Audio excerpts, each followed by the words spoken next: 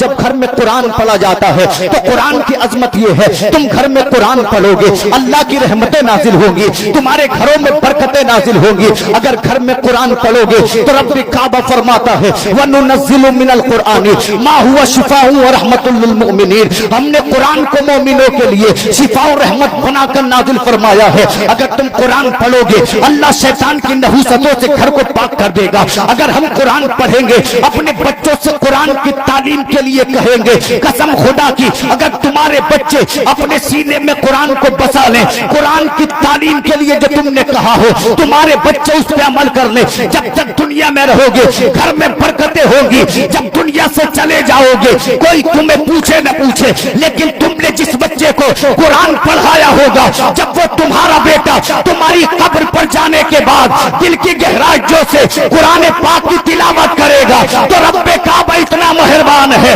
اپنا تمہارے بچے کے تلاوت کرنے کے صدقے میں قبر کے اندر رحم بھی فرمائے گا، حشر کے میدان میں بخشش کا پروانہ بھی عطا فرمائے گا۔